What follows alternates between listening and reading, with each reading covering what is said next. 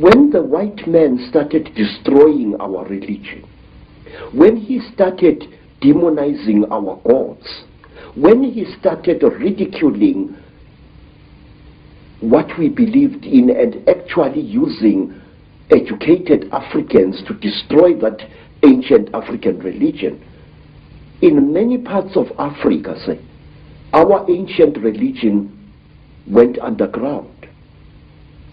And there were, call them secret societies, all over South Africa and Central Africa and East Africa and West Africa, where this knowledge was stored and kept by aging guardians,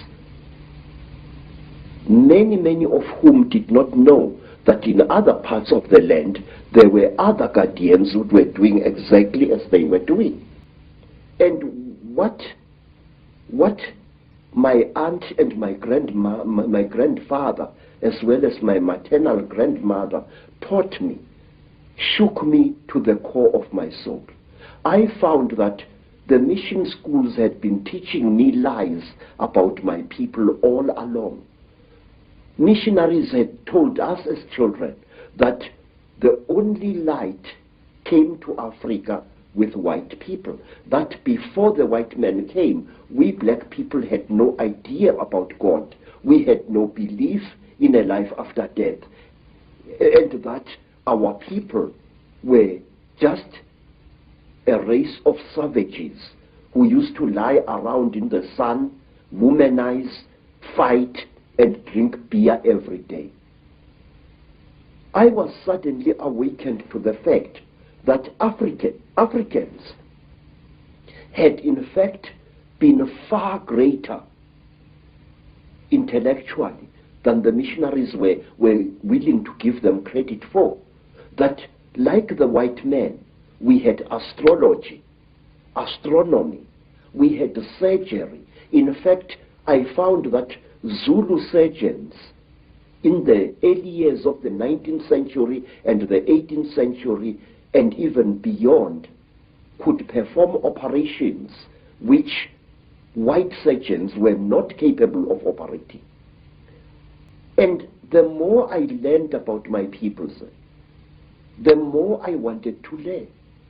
And when my initiation under my aunt Mina and my grandfather Zigo had ended, I wanted to know more and more and more. And sometimes I had to pay a ghastly price, which somebody must have blunted a little bit, just to make sure that I got the message.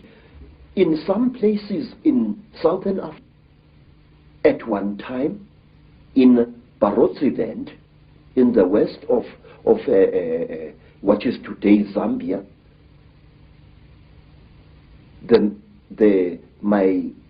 my teacher said, look, how far are you willing to go in order to become one of us? I said, I am willing to go anywhere.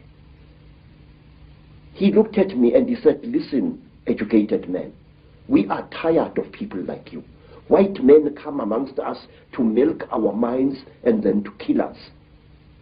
We want to be sure that we can trust you. And wait, sir. I said, great one, I am willing to do anything. He said, are you? I said, yes. And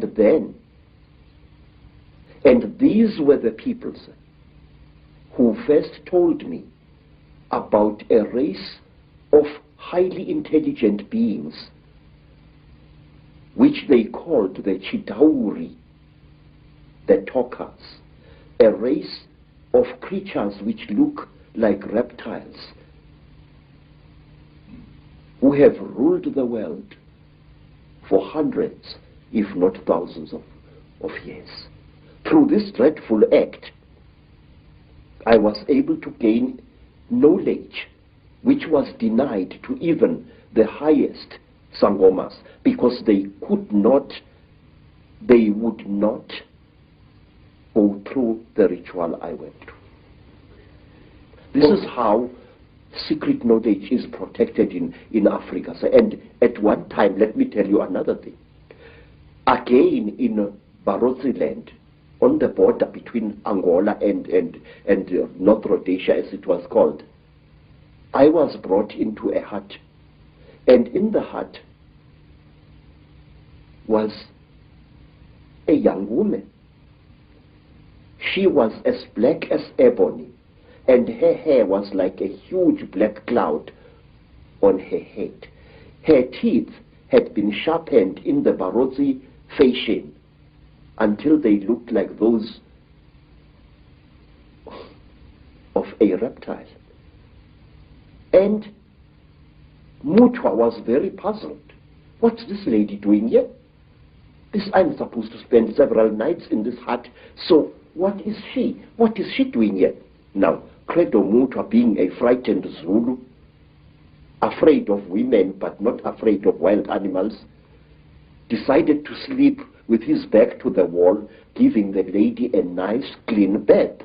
And on the following day, Credo Mutwa was fined 15 pounds by the local chief because I had refused a sacred gift.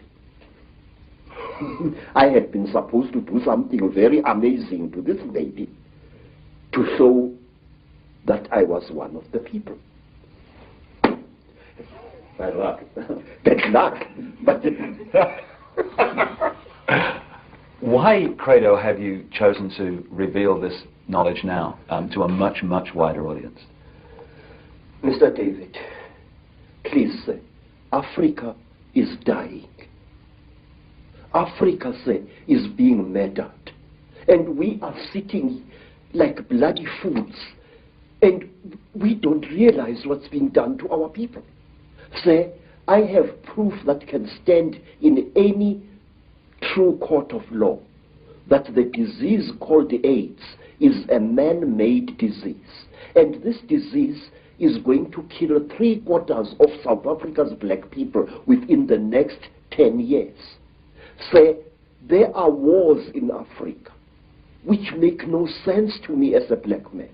Please, sir, when people fight a war, Mr. David, why do they fight? People fight in order to get rid of something that is giving them pain. Whether that something is a tribal chief or a corrupt modern government. They want to fight to remove this burden or to be destroyed by it. That is the idea behind a rebellion. But in Africa we find wars where a group of rebels challenges a government and tries to fight against it. And then these wars end in the total destruction of that particular country, where neither the rebels nor the government wins anymore. And why? Because you find this force of rebels facing the government, and all of a sudden the rebel army splits into little factions which start fighting each other and not the real enemy. And soon it becomes a situation where everybody is fighting everybody else and the whole thing is getting nowhere. I say that these wars which are destroying Africa this way are orchestrated by forces from outside Africa. Our people, need development. Our people need peace in Africa. We are basically a peaceful people. We are not warlike. Don't let historians tell you a lot of rubbish.